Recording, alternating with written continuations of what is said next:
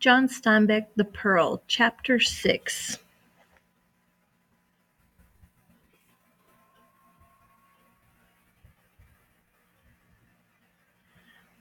The wind blew fierce and strong, and it pelted them with bits of sticks, sand, and little rocks. Juana and Kino gathered their clothing tighter about them and covered their noses and went out into the world. The sky was brushed clean by the wind, and the stars were cold in a black sky. The two walked carefully, and they avoided the center of the town, where some sleeper in a doorway might see them pass, for the town closed itself in against the night, and anyone who moved about in the darkness would be noticeable. Kino threaded his way around the edge of the city and turned north by the stars, and found the rutted sandy road that led through the brushy country towards Laredo, where the Miraculous Virgin has her station. Kino could feel the blown sand against his ankles, and he was glad, for he knew there would be no tracks. The little light from the stars made out for him the narrow road through the brushy country, and Kino could hear the pad of Juana's feet behind him. He went quickly and quietly, and Juana trotted behind him to keep up. Some ancient thing stirred in Kino. Through his fear of dark and the devils that haunt the night, there came a rush of exhilaration. Some animal thing was moving in him, so that he was cautious and wary and dangerous. Some ancient thing out of the past of his people was alive in him. The wind was at his back, and the stars guided him. The wind cried and whisked in the brush, and the family went on monotonously hour after hour. They passed no one and saw no one. At last, to their right, the waning moon arose, and when it came up, the wind died down, and the land was still. Now they could see the little road ahead of them, deep cut with sand-drifted wheel tracks. With the wind gone, there would be footprints, but they were a good distance from the town, and perhaps their tracks might not be noticed. Kino walked carefully in a wheel rut, and Juana followed in his path. One big cart going to the town in the morning could wipe out every trace of their passage.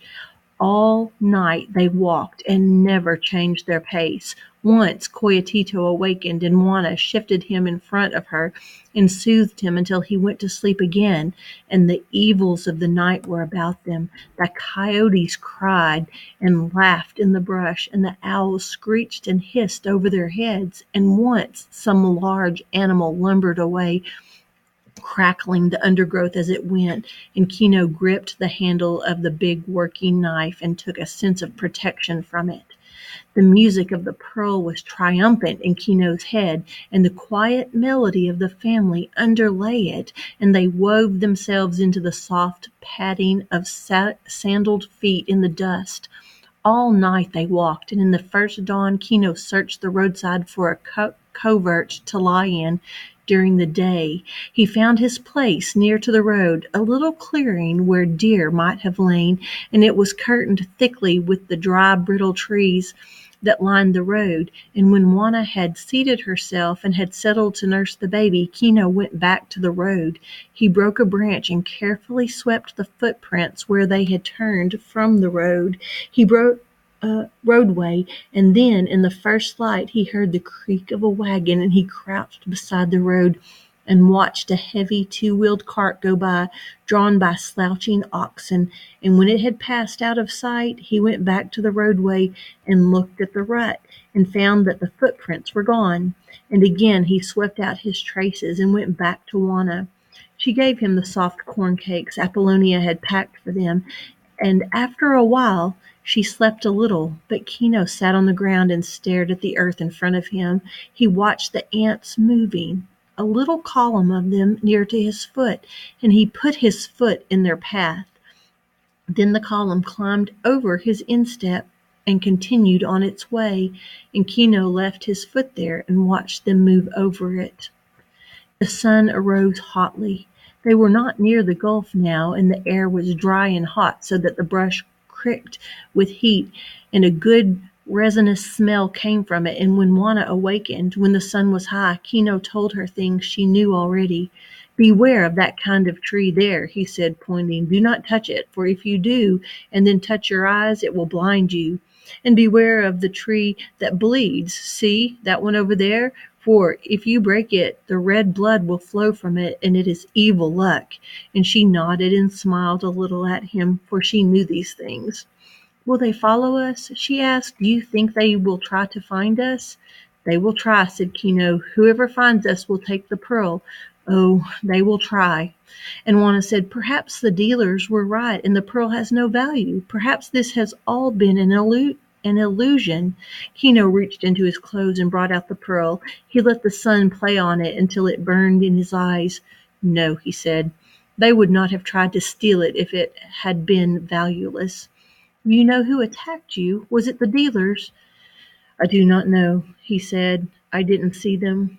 He looked into his pearl to find his vision. When we sell it at last, I will have a rifle, he said, and he looked into the shining surface for his rifle, but he saw only a huddled, dark body on the ground with shining blood dripping from its throat, and he said quickly, we will be married in a great church. And in the pearl he saw Juana with her beaten face crawling home through the night. Our son must learn to read, he said frantically, and there in the pearl Coyotito's face, thick and feverish from the medicine. And Kino thrust the pearl back into his clothing, and the music of the pearl had become sinister in his ears, and it was interwoven with the music of evil. The hot sun beat on the earth so that Kino and Juana moved into the lacy shade of the brush, and small gray birds scampered on the ground in the shade. In the heat of the day, Kino relaxed and covered his eyes with his hat and wrapped his blanket about his face to keep the flies off, and he slept. But Juana did not sleep. She sat quiet as a stone, and her face was quiet. Her mouth was still swollen where Kino had struck her, and big flies buzzed around the cut on her chin, but she sat as still as a sentinel, and when Coyotito awakened, she placed him on the ground in front of her and watched him wave his arms and kick his feet, and he smiled and gurgled at her until she smiled too. She picked up a little twig from the ground and tickled him, and she gave him water from the gourd she carried in her bundle. Kino stirred in a dream, and he cried out in a guttural voice, and his hand moved in symbolic fighting. And then he moaned and sat up suddenly, his eyes wide and his nostrils flaring. He listened and heard only the cricking heat and the hiss of distance. What is it? Juana asked. Hush, he said. You were dreaming. Perhaps. But he was still restless, and when she gave him a corn cake from her store, he paused in his chewing to listen.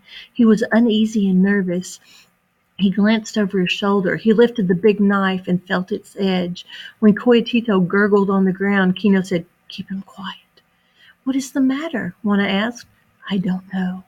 He listened again, an animal light in his eyes. He stood up then, silently, and crouched low. He threaded his way through the brush towards the road, but he did not step into the road. He crept into the cover of a thorny tree and peered out along the way he had come. And then he saw them moving along. His body stiffened, and he drew down his head and peeked out from under a fallen branch. In the distance, he could see 3 figures, 2 on foot and 1 on horseback, but he knew what they were, and a chill of fear went through him. Even in the distance, he could see the 2 on foot moving slowly along, bent low to the ground. Here one would pause and look at the earth while the other joined him. They were the trackers. They could follow the trail of a bighorn sheep in the Stone Mountains. They were as sensitive as hounds. Here he and Juana might have stepped out of the wheel rut, and these people from the inland, these hunters, could follow, could read a broken straw or a little tumbled pile of dust. Behind them on a horse was a dark man, his nose covered with a blanket, and across his saddle a rifle gleamed in the sun. Kino lay as rigid as the tree limb. He barely breathed, and his eyes went to the place where he had swept out the track. Even the sweeping might be a message to the trackers. He knew these inland hunters. In a country where there was little game, they managed to live because of their ability to hunt, and they were hunting him. They scuttled over the ground like animals and found a sign and crouched over it while the horsemen waited. The trackers whined a little, like excited dogs on a warming trail. Kino slowly drew his big knife to his hand and made it ready. He knew what he must do. If the trackers found the swept place, he must leap for the horseman, kill him quickly, and take the rifle. That was his only chance in the world. And as the three drew nearer on the road, Kino dug little pits with his sandaled toes so that he could leap without warning, so that his feet would not slip. He had only a little vision under the fallen limb. Now Juana, back in her hidden place, heard the pad of the horse's hooves, and Coyotito gurgled. She took him up quickly and put him under her shawl and gave him her breast, and he was silent. When the trackers came near, Kino could see only their legs and only the legs of the horse from under the fallen branch. He saw the dark, horny feet of the men and their ragged white clothes, and he heard the creak of leather of the saddle and the clink of spurs. The trackers stopped at the swept place and studied it, and the horseman stopped. The horse flung his head up against the bit, and the bit roller clicked under his tongue, and the horse snorted. Then the dark trackers turned and studied the horse and watched his ears. Kino was not breathing, but his back arched a little, and the muscles of his arms and legs stood out with tension, and a line of sweat formed on his upper lip. For a long moment the trackers bent over the road, and then they moved on slowly, studying the ground ahead of them, and the horsemen moved after them. The trackers scuttled along, stopping, looking, and hurrying on. They would be back, Kino knew. They would be circling and searching, peeping, stopping, and they would come back sooner or later to this his covered track. He slid backward and did not bother to cover his tracks. He could not. Too many little signs were there, too many broken twigs and scuffed places and displaced stones, and there was a panic in Kino now, a panic of flight. The trackers would find his trail. He knew it. There was no escape except in flight. He edged away from the road and went quickly and silently to the hidden place where Juana was. She looked up at him in question. "Trackers," he said, "come." And then a helplessness and a hopelessness swept over him, and his face went black, and his eyes were sad. "Perhaps I should let them take me."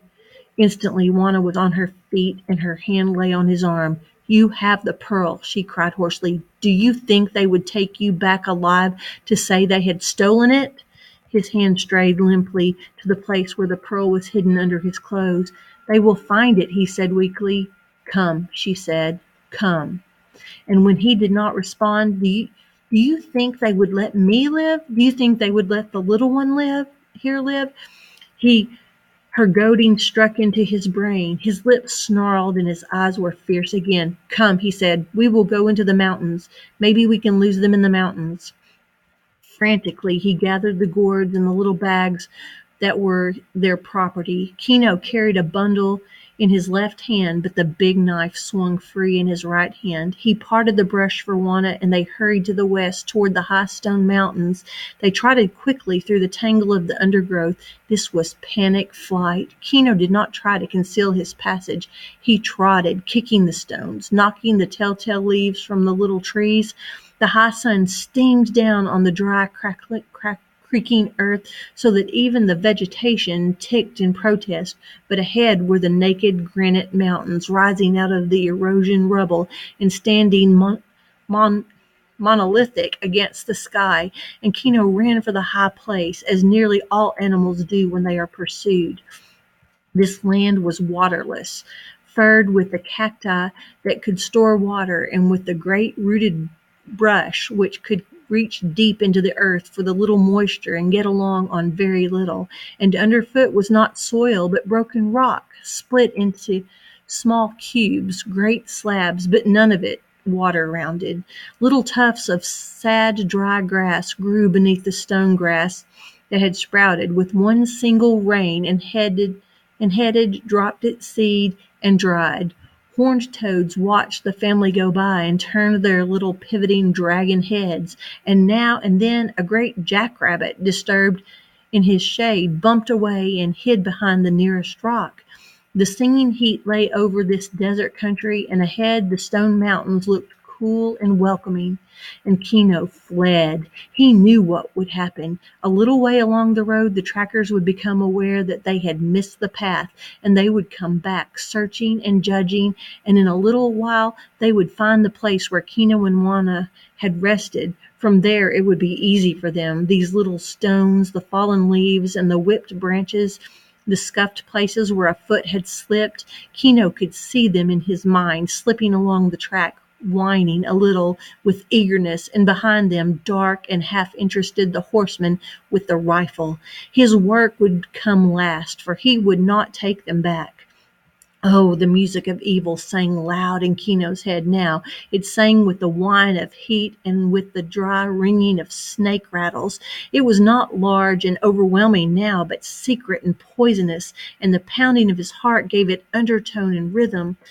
The way began to rise, and as it did the rocks grew larger, but now Kino had put a little distance between his family and the trackers. Now, on the first rise, he rested. He climbed a great boulder and looked back over the shimmering country, but he could not see his enemies. Not even the tall horseman riding through the brush. Juana had squatted in the shade of the boulder. She raised her bottle of water to Coyotito's lips. His little dried tongue sucked greedily at it. She looked up at Kino when he came back. She saw him examine her ankles, cut and scratched from the stones and brush, and she covered them quickly with her skirt. Then she handed the bottle to him, but he shook his head. Her eyes were bright in her tired face. Kino moistened his cracked lips with his tongue. Juana, he said, I will go on, and you will hide. I will lead them into the mountains, and when they have gone past, you will go north to Laredo or to Santa Rosalia. Then, if I can escape them, I will come to you. It is the only safe way. She looked full into his eyes for a moment. No, she said, we will go with you. I can go faster alone, he said harshly. You will put the little one in more danger if you go with me. No, said Juana. You must. It is the wise thing, and it is my wish, he said. No, said Juana. He looked then for weakness in her face, for fear or irresolution, and there was none. Her eyes were very bright. He shrugged his shoulders helplessly then, but he had taken strength from her. When they moved on, it was no longer panic flight. The country, as it rose toward the mountains, changed rapidly. Now there were long outcroppings of granite with deep crevices between, and Kino walked on bare, unmarkable stone when he could and leaped from ledge to ledge. He knew that wherever the trackers lost his path, they must circle and lose time before they found it again, and so he did not go straight for the mountains any more. He moved in zigzags, and sometimes he cut back to the south and left a sign and then went toward the mountains over bare stone again, and the path rose steeply now, so that he panted a little as he went. The sun moved downward toward the bare stone teeth of the mountains, and Kino set his directions for a dark and shadowy cleft in the range. If there were any water at all, it would be there, where he could see, even in the distance, a hint of foliage, and if there were any passage through the smooth stone range, it would be by this same deep cleft. It had its danger, for the trackers would think of it too, but the empty water bottle did not let that consideration enter, and as the sun lowered, Kino and Juana struggled wearily up the steep slope towards the cleft. High in the gray stone mountains, under a frowning peak, a little spring bubbled out of the rupture in the stone. It was fed by shade-preserved snow in the summer, and then it dried up completely, and bare rocks and dry algae were on its bottom. But nearly always it gushed out, cold and clean and lovely. In the times when the quick rains fell, it might become a freshet and send its column of white water crashing down the mountain cleft, but nearly always it was a lean little spring. It bubbled out into a pool and then fell 100 feet to another pool, and this one, overflowing, dropped again, so that it continued down and down until it came to the rubble of the upland, and there it disappeared altogether. There wasn't much left of it then, anyway, for every time it fell over escarpment, the thirsty air drank it, and it splashed from the pools to the dry vegetation. The animals from miles around came to drink from the little pools, and the wild sheep and the deer, the pumas and raccoons and the mice all came to drink, and the birds, which spent the day in the brushland, came at night to the little pools that were like steps in the mountain cleft. Beside this tiny stream, wherever enough earth collected for root hold, colonies of plants grew, wild grape and little palms, maidenhair fern, hibiscus, and tall pampas grass with feathery rods raised above the spike leaves. And in the pool lived frogs and water skaters, and water worms crawled on the bottom of the pool. Everything that loved water came to these few shallow places. The cats took their prey there, and strewed feathers and lapped water through their bloody teeth. The little pools were places of life because of the water, and places of killing because of the water too. The lowest step, where the stream collected before it tumbled down 100 feet and disappeared into the rubbly desert, was a little platform of stone and sand. Only a pencil of water fell into the pool, but it was enough to keep the pool full and to keep the ferns green in the underhang of the cliff. And wild grape climbed the stone mountain, and all manner of little plants found comfort there. The freshets had made a small sandy beach through which the pool flowed, and a bright green watercress grew in the damp sand. The beach was cut and scarred and padded by the feet of animals that had come to drink and to hunt. The sun had passed over the stone mountains when Kino and Juana struggled up the steep, broken slope and came at last to the water. From this step they could look over the sun-beaten desert to the blue gulf in the distance. They came utterly weary to the pool, and Juana slumped to her knees and first washed Coyotito's face and then filled her bottle and gave him a drink. And the baby was weary and petulant, and he cried softly until Juana gave him her breast, and then he gurgled and clucked against her. Kino drank long and thirstily at the pool. For a moment then he stretched out beside the water and relaxed all his muscles and watched Juana feeding the baby, and then he got to his feet and went to the edge of the step, where the water slipped over, and he searched the distance carefully. His eyes set on a point, and he became rigid.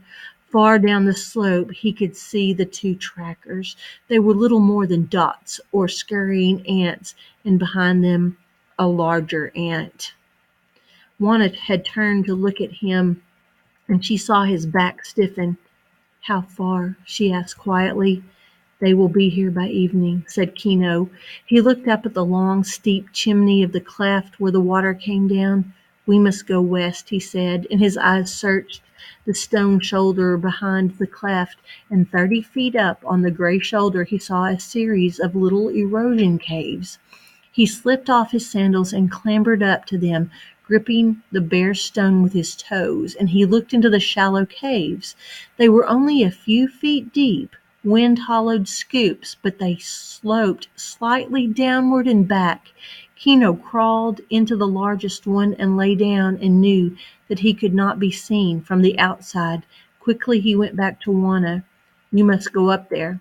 Perhaps they will not find us there," he said.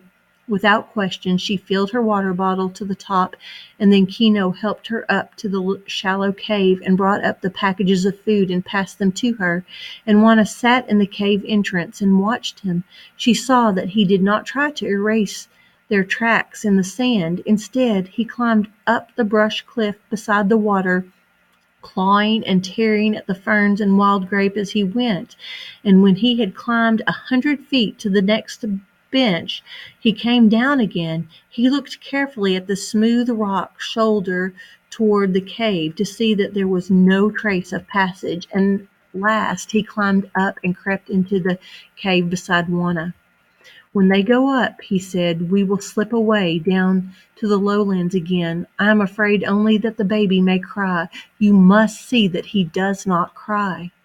"He will not cry," she said, and she raised the baby's face to her own and looked into his eyes, and he stared solemnly back at her. "He knows," said Juana. Now Kino lay in the cave entrance, his chin braced on his crossed arms, and he watched the blue shadow of the mountain move out across the brushy desert below until it reached the gulf, and the long twilight of the shadow was over the land. The trackers were long in coming, as though they had trouble with the trail Kino had left. It was dusk when they came at last to the little pool, and all three were on foot now, for a horse could not climb the last steep slope. From above, they were thin figures in the evening. The two trackers scurried about on the little beach, and they saw Kino's progress up the cliff before they drank. The man with the rifle sat down and rested himself, and the trackers squatted near him, and in the evening the points of their cigarettes glowed and receded. And then Kino could see that they were eating, and the soft murmur of their voices came to him. Then darkness fell deep and black in the mountain cleft. The animals that used the pool came near and smelled men there and drifted away again into the darkness. He heard a murmur behind him. Juana was whispering, "Quietito." She was begging him to be quiet. Kino heard the baby whimper, and he knew from the muffled sounds that Juana had covered his head with her shawl. Down on the beach a match flared, and in its momentary light Kino saw that two of the men were sleeping, curled up like dogs, while the third watched, and he saw the glint of the rifle in the matchlight, and then the match died, but it left a picture on Kino's eyes. He could see it, just how each man was, two sleeping, curled up, and the third squatting on the sand with the rifle between his knees.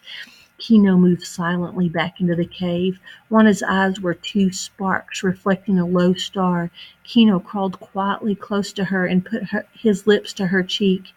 "There is a way," he said, "but they will kill you." "If I get first to the one with the rifle," Kino said, "I must get to him first, and I will be all right. Two are sleeping." Her hand crept out from under her shawl and gripped his arm. "They will see your white clothes in the starlight." "No," he said, "and I must go before moonrise." He searched for a soft word and then gave it up.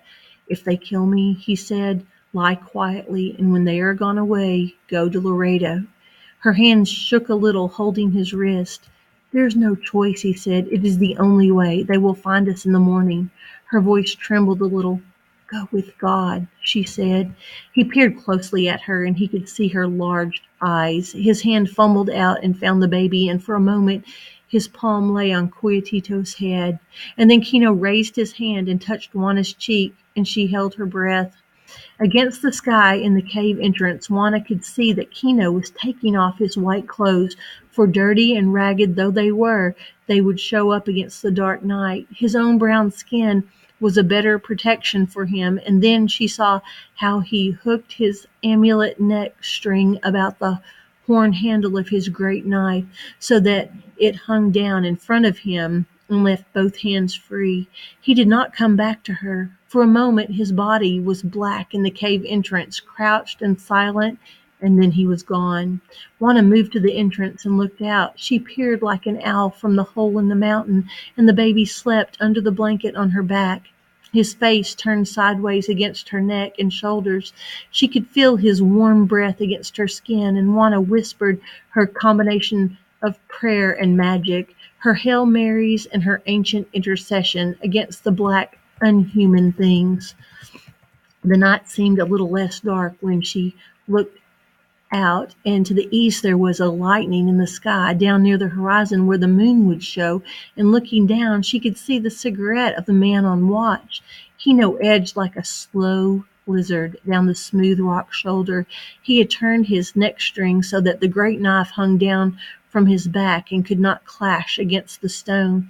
His spread fingers gripped the mountain, and his bare toes found support through contact, and even his chest lay against the stone so that he would not slip. For any sound, a rolling pebble or a sigh, a little slip of flesh on rock, would rouse the watchers below.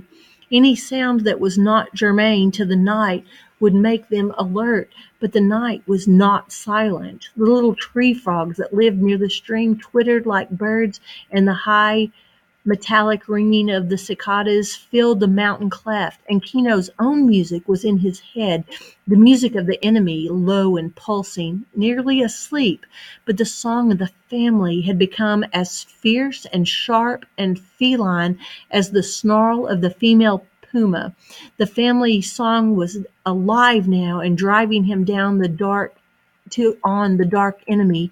The harsh cicada seemed to take up its melody, and the twittering tree frogs called little phrases of it. And Kino crept silently as a shadow down the smooth mountain face. One bare foot moved a few inches, and the toes touched the stone and gripped, and the other foot a few inches, and then the palm of one hand a little downwards, and then the other hand, until the whole body, without seeming to move, had moved. Kino's mouth was open so that even his breath would make no sound, for he knew that he was not invisible. If the watcher, sensing movement, looked into the dark place against the stone which was his body, he could see Kino move so slowly he would not draw the watcher's eye. It took him a long time to reach the bottom and to crouch behind a little dwarf palm. His heart thundered in his chest, and his hands and face were wet with sweat. He crouched and took great, slow, long breaths to calm himself. Only 20 feet separated him from the enemy now, and he tried to remember the ground between. Was there any stone which might trip him in his rush? He kneaded his legs against cramp and found that his muscles were jerking after their long tension, and then he looked apprehensively to the east. The moon would rise in a few moments now, and he must attack before it rose. He could see the outline of the watcher, but the sleeping men were below his vision. It was the watcher Kino must find quickly and without hesitation. Silently he drew the amulet string over his shoulder and loosened the loop from the horn handle of his great knife. He was too late, for as he rose from the crouch, the silver edge of the moon slipped above the eastern horizon, and Kino sank back behind his bush. It was an old and ragged moon, but it threw hard light and hard shadow into the mountain cleft, and now Kino could see the seated figure of the watcher on the little beach beside the pool. The watcher gazed full at the moon, and then he lighted another cigarette, and the match illuminated his dark face for a moment. There could be no waiting now. When the watcher turned his head, Kino must leap. His legs were as tight and as wound springs. And then from above came a little murmuring cry. The watcher turned his head to listen, and then he stood up, and one of the sleepers stirred on the ground and awakened and asked quietly, "What is it?" "I don't know," said the watcher. "It sounded like a cry, almost like a human, like a baby." The man who had been sleeping said, "You can't tell. Some coyote bitch with a litter. I've heard a coyote pup cry like a baby." The sweat rolled in drops down Kino's forehead and fell into his eyes and burned them. The little cry came again, and the watcher looked up the side of the hill to the dark cave. Coyote, maybe," he said, and Kino heard the harsh click of the cocked rifle. "If it's a coyote, this will stop it," the watcher said as he raised the gun. Kino was in mid-leap when the gun crashed and the barrel flashed, made a picture on his eyes. The great knife swung and crunched hollowly. It bit through neck and deep into chest, and Kino was a terrible machine now. He grasped the rifle even as he wrenched free his knife. His strength and his movement and his speed were a machine. He whirled and struck the head of the seated man like a melon. The third man scrabbled away like a crab, slipped into the pool, and then he began to climb frantically, to climb up the cliff where the water penciled down. His hands and feet threshed in the tangle of wild grapevine, and he whimpered and gibbered as he tried to get up. But Kino had become a cold and deadly as steel. Deliberately, he threw the lever of the rifle, and then he raised the gun and aimed deliberately and fired. He saw his enemy tumble backward into the pool, and Kino strode to the water. In the moonlight, he could see the frantic eyes, and Kino aimed and fired between the eyes. And then Kino stood uncertainly, something was wrong. Some signal was trying to get through to his brain. Tree frogs and cicadas were silent now, and then Kino's brain cleared from its red concentration, and he knew the sound, the keening, moaning, rising, hysterical cry from the little cave in the side of the stone mountain, the cry of death. Everyone in La Paz remembers the return of the family. There may be some old ones who saw it, but those whose fathers and whose grandfathers told it to them remember it nevertheless. It is an event that happens to everyone. It was late in the golden afternoon when the first little boys ran hysterically in the town and spread the word that Kino and Juana were coming back, and everyone hurried to see them. The sun was settling toward the western mountains, and the shadows on the ground were long, and perhaps that was what left the deep impression on those who saw them. The two came from the rutted country road into the city, and they were not walking in single file, Kino ahead and Juana behind as usual, but side by side.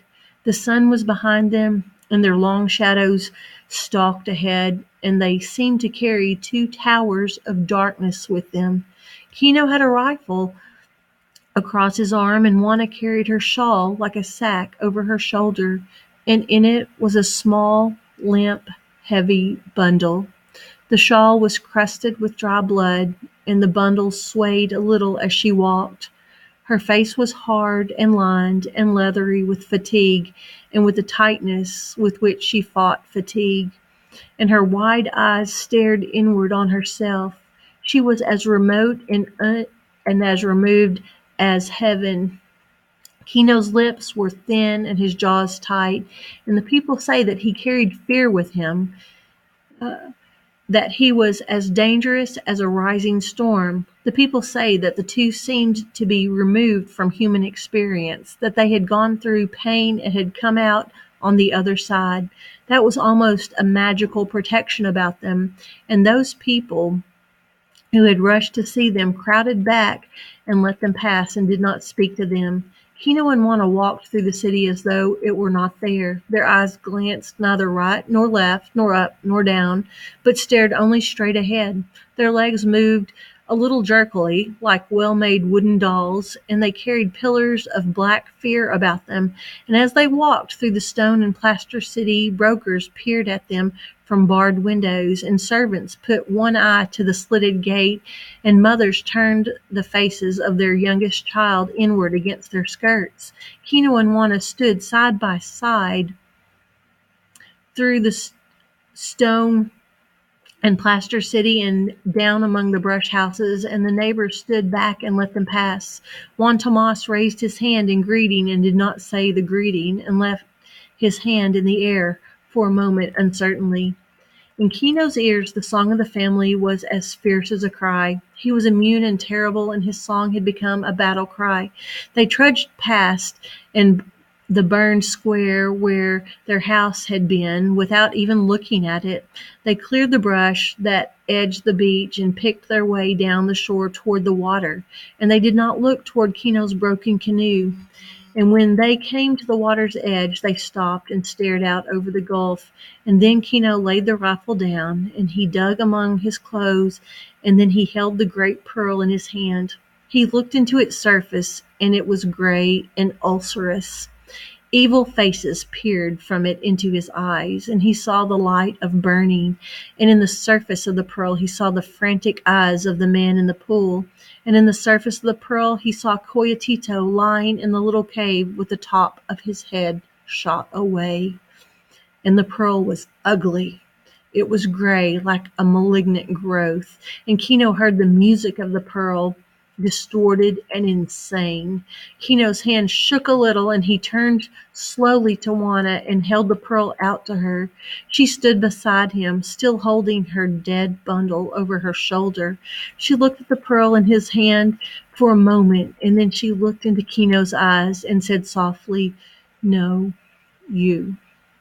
And Kino drew back his arm and flung the pearl with all his might. Kino and Juana watched it go, winking and glimmering under the setting sun.